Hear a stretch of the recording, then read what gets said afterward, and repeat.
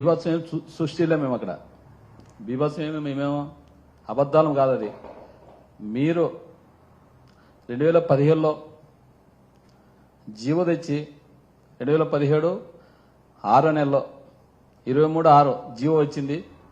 కావాల్సింటే మీరు చూసుకోండి. జీవోదిగా 23/6/2017లో జీవో ఇచ్చినారు. అప్పుడు ఇచ్చినారు. మీరు అక్కడ బోర్లు తవ్వకాలు శాంపుల్ చేసింది ఎప్పుడంటే 2017 10వ నెలలో. కావాల్సింటే మీరు 10వ నెలలో బోర్లు అక్కడ శాంపుల్ తీసినారు. మీరు కావాల్సింటే మీరు ఒకటే నిజ నిర్ధారణ కమిటీ వేసి దాంట్లో నేను ఉంటాను, సిపిఐలు సిపిఎం వాళ్ళు మీరు రండి, మీరు ఒక రండి, అందరు కలిసి అక్కడికి వెళ్ళి ఎవరు అనేది వద్దు, ప్రజలను అడదాం. ప్రజలే ఎప్పుడు మొదలుపెట్టినారు, ఎప్పుడు ఆ బోర్ శాంపుల్ తీసినారు అనేది అక్కడే తేల్చుకుందాం. మీడియా మిత్రులకు కానీ చెప్తున్నాను, నిన్న మీరు అక్కడ ఉన్నారు, మీడియా వాళ్ళందరూ వాళ్ళు ప్రెస్ మీట్ ఇచ్చినప్పుడు మీరే ఉన్నారు. ఇది నేను చెప్తున్నాను. 2010లో కావాల్సి ఉంటే చూసుకోండి. మీడియా మిత్రులకి అందరికి ఒకటి చెప్తున్నాను, మీరందరూ ఇక్కడ విజయవాడలో మీడియా మిత్రుల్ని నేను మా వెహికల్లో తీసుకుపోయి నిన్న ఖచ్చితంగా అక్కడ మీరు తోలుకుపోయి ప్రజల దగ్గర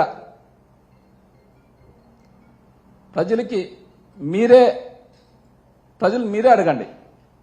ఎప్పుడు తవ్వకాలు జరిగినాయి, వైసీపీ ప్రభుత్వంలోనా లేదా కూటమి ప్రభుత్వంలోనా అనేది వాళ్ళే చెప్తారు.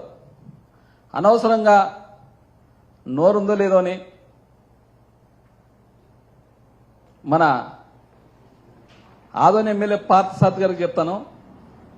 2022-23లో తవ్వకాలు జరిగాయనే విధంగా ఆయన మాట్లాడడం జరిగింది. మీరు అక్కడ రాండి, ఆదోన్లో కాదు కప్రాల దగ్గర రాండి. మీరు ఎప్పుడు జరిగిందో వాళ్ళే నీకు ఏం జరిగిందో ఎప్పుడు జరిగిందో నీకే వాళ్ళు చెప్తారు. ప్రతి ఒక్కటి మీరుగా నేను చూస్తున్నాను. ప్రతి ఒక్కటి గత ప్రభుత్వం అంటుంటావు మీరు. కానీ గత ప్రభుత్వము అయిపోయింది, మీ కూటమి ప్రభుత్వం వచ్చి 6 నెలలు అయింది. మీరేం చేస్తారో చెప్పాలి. కానీ ఏడా టీవీ5లో డిబేట్ కూర్చున్నా గత ప్రభుత్వం అంటావు, ఏబిఎన్లో కూర్చున్నా గత ప్రభుత్వం, ఐన్యూస్లో కూర్చున్నా గత ప్రభుత్వం అంటాను. గత ప్రభుత్వం గతం అయిపోయింది. గత ప్రభుత్వము చేసినవి అయిపోయినాయి. మీరు ఏం చేస్తారో, మీ కూటమి ప్రభుత్వం ఏం చేస్తుందో, నువ్వు ఏం ఆదోళనలో ఎంత డెవలప్మెంట్ చేస్తావు నువ్వు చేయి. కానీ గత ప్రభుత్వం బాగా చేయలేదనే కదా మిమ్మల్ని 164 సీట్లు గెలిపించినారు. పదే గత ప్రభుత్వం అనొద్దని మీరు నిజాలు తెలుసుకొని అవి 15లోనా 22-23లోనా మీరు తెలుసుకోవాలంటే నా వెనకాల రా, కపట్రాలకు పోదాం. కపట్రాలకు పోయి ప్రజలను కనుక్కొని అది ఏమో మీరే తెలుసుకోండి. అదేవిధంగా మన శ్యాంబాబు అన్న గారు అన్నారు, నేను ఆ రోజు 2వ తారీఖు నేను పోతుంటే పోలీస్ డిపార్ట్మెంటు ఎంతమంది అంటే ఎక్కువ దగ్గర కాదు, ఆదోర్ నుంచి వస్తాడా అక్కడ కాపలా పెట్టారు, యమునూరు నుంచి వస్తాడా అక్కడ కాపలా పెట్టినారు, పత్తికొండ నుంచి వస్తాడంటే అక్కడ కాపలా పెట్టినారు. మళ్ళా తర్వాత నేను మీ దేవుడికొండ పోయి రూట్లో 4 దగ్గర ఇక్కడ ఆస్పత్రి దగ్గర కాపలా పెట్టినారు. మళ్ళీ వచ్చేసి దేవనకొండ క్రాసు, ఆలార్దిని క్రాసు, అదేవిధంగా మళ్ళా కప్రాల క్రాసులో పోలీసులను కాపలా పెట్టినారు. నేను నా ప్రజల శ్రేయస్సు కోసం, ఎందుకంటే ఆ యురేనియం గురించి తెలిస్తే మాకే ఎంతో బాధ ఇస్తుంది. ఆ యురేనియం తవ్వకాలు జరిగితే 150 అది తవ్విన్ని వేస్టేజ్, ఆ వేస్టేజ్ గాలి పీల్చిన మనుషులకి ప్రాణాంతకరమైన వ్యాధులు వస్తాయి, బబ్బులు వస్తాయి, మంటలు పుడతాయి. అసలు అక్కడ పంటలుగానే పండువు, నీరు కలుషితమైపోతుంది. ఇన్ని సమస్యలు ఉన్నప్పుడు మా ప్రజల కోసం నేను మాత్రం పోరాడతాను. ఆ రోజు నేను ఇంతమంది కాపలా పెట్టింటే అందరినీ కాదని నేను బైక్లో మా గన్మెన్ కానీ మా వాళ్ళందరినీ కానీ వదిలిపెట్టి నేను బైక్లో పోయినాను. బైక్లో పోయింటే ఆయన మళ్ళా మనసు వచ్చినారు, వాళ్ళ నిజ నిర్ధారణ కమిటీ అని వాళ్ళు వచ్చినారు. శ్యాంబాబు గారు, మళ్ళా కోడమరి ఎమ్మెల్యే గారు, అదేవిధంగా అక్కడ లోకల్ వీరభద్రగౌడ్ గారు వాళ్ళు వచ్చినారు. ఆ రోజు వాళ్ళు మీరికి భయం లేకపోతే దాదాపుగా 200 మంది పోలీసులతో వచ్చినారు మీరు. నేనేమో సైకిల్ మోటార్లో వచ్చినాను.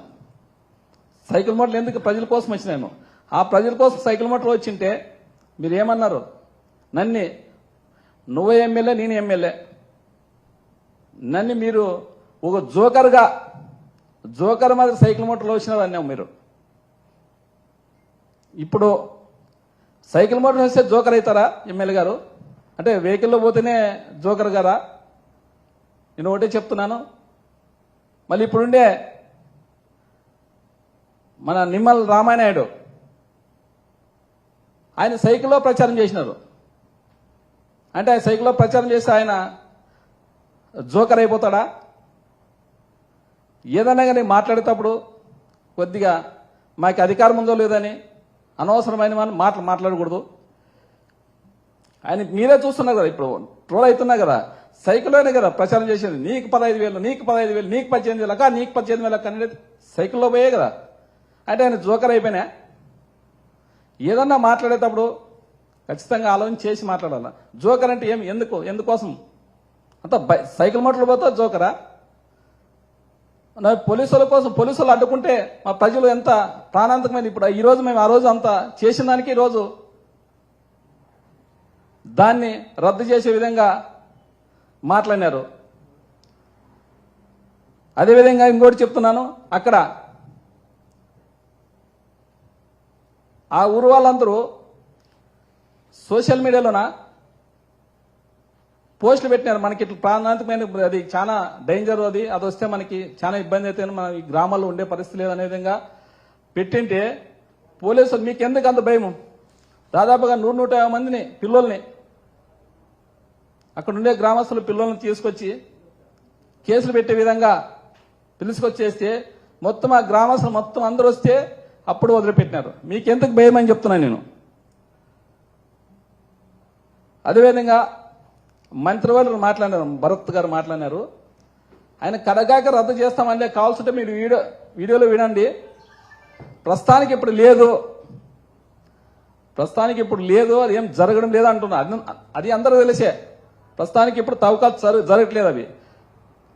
మళ్ళంటే మీరు చెప్పే మాటలకి అంటే ఫర్దర్లో మరి ఏమైనా జరిగితే చూస్తామన్నారు. అంటే జరిగినట్లేనే కదా అది. ఇన్ని ఒకటే చెప్తున్నాను, మీ ప్రభుత్వం ఉంది, మీరే జీవో 2017లో ఇచ్చిన జీవో మీరే ఇచ్చినారు. దాన్ని ఇప్పుడు చంద్రబాబు నాయుడు గారు, సీఎం చంద్రబాబు నాయుడు గారిని నిన్న చెప్పినారు రద్దు చేస్తామని. రద్దు చేసేది కాదు, ఆ జీవోనే రద్దు చేసినామని దానికి జీవో ఇవ్వండి. మీకు ప్రజల ముందర ప్రేమ ఉంటే మీరు ఆ జీవోనే రద్దు చేయాలని మేము కోరుతున్నాం. ఎందుకంటే మేము మాత్రము మీరు ఇప్పుడు మభ్యపెట్టి తర్వాత దాన్ని ఏమన్నా చేస్తామంటే మేము మాత్రం మా ప్రజలు మేము అసలు ఒప్పుకోం. దాని గురించి ఎంతగానో మీరు ఏమన్నా జోకర్లనండి, ఇంకా ఏమన్నా అండి, మేము మాత్రం, ఎందుకంటే అది రష్యాలో ఇదే ఒకటి యురేనియం విద్యుత్ అది పెట్టింటే దాని వేస్టేజ్ తీసేసిన 35 సంవత్సరాలు దాన్ని నిలబెట్టి అయినా అక్కడ పోవాలంటే మామూలుగా పోయేటట్లు లేదడ. ఎంత ప్రాణాంతకమైనదో అది ఆ యురేనియం అంటే. దానికి ఎంత పవర్ ఉంటుందంటే దానికి 10 లక్షల టన్నులు బొగ్గు కెపాసిటీ ఎంత ఉంటుందో ఇది 1/2 కిలో 500 గ్రాములు వేసి అంత కెపాసిటీ వస్తుంది దీనికి. అంత పౌరు నింది అక్కడ మీ తవ్వకాలు జరిగితే అక్కడుండే ప్రజలు ఎవరు అసలు ఉండే ప్రసక్తి లేదు. మేమేం భయభ్రాంతులు ఏం చేయలేదు, నిన్న వాస్తవాలు చెప్తున్నాం. మీరు ఏదన్నా కానీ యూట్యూబ్లో చూసుకోండి. దాని భయంకరంగానే ఎంత వస్తాయో అని ఉంటే ఖచ్చితంగా క్యాన్సర్ వస్తుంది, బబ్బులు ఎగురుతాయి, మంటలు పుడతాయి. అదేవిధంగా అక్కడ పొలాలు కానీ ఏ పొలము అసలు పంట పండే ప్రసక్తి లేదు. నీరంతా మొత్తం కలుషితమైపోతుంది. ఆ నీరు కలుషితమైపోయింది నీరు తాగితే ఖచ్చితంగా అందరికీ ఈ రోగాలు వస్తాయనే విధంగా మీ మాత్రము దాన్ని గట్టిగా పట్టుకొని మన ప్రజల కోసం మీరు ఎప్పుడే కాదు, ఇప్పుడు రద్దు చేసిన మాత్రం కాదు, మీరు ఎప్పటికీ చేయమనే విధంగా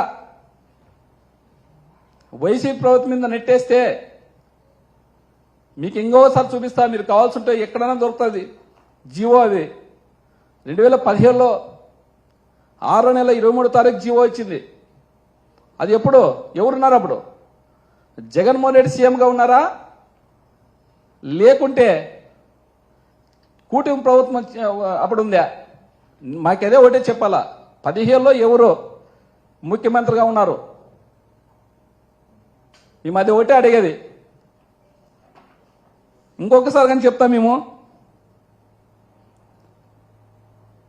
మన సీఎం చంద్రబాబు నాయుడు గారికి దాన్ని ఖచ్చితంగా మీరు రద్దు చేయాలనే విధంగా మేము ఇంకొకసారి చెప్తాము. ఎందుకంటే ఆ తవ్వకాలు జరిగితే మన శ్యామానికి అని చెప్తున్నాను నేను, మీరు కానీ పక్కలోనే ఉండేది, మీ కాన్షియస్ కానీ పక్కలోనే ఉండేది, దూరం లేదు.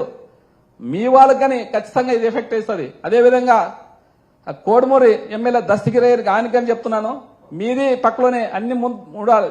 అదేవిధంగా ఎమ్మునూరు కానీ ప్రజలు కానీ ఆడ 4 కాన్షియస్లు శ్మశానం అయితే అని చెప్తున్నాను. అది కానీ జరిగితే, ఎందుకంటే ఒకరు విషయం కాదు ఇది పార్టీకి సంబంధం లేదు. మా ఏరియాలో ఏదైనా ఎక్కడైనా జరిగినా దాన్ని మాత్రం యూనియన్ మాత్రము మేము ఖచ్చితంగా అడ్డుకుని తిడతాము. మన ప్రజలంతా ఖచ్చితంగా అలర్ట్గా ఉండాలని చెప్తాము. మేము దీనికోసం నేను ఎంతగానో పోరాడతాను ప్రజల కోసం. సైకిల్ మోటార్లే కాదు, సైకిల్ మీద కానీ ఎక్కడైనా వెళ్తామనే విధంగా చెప్తున్నాం.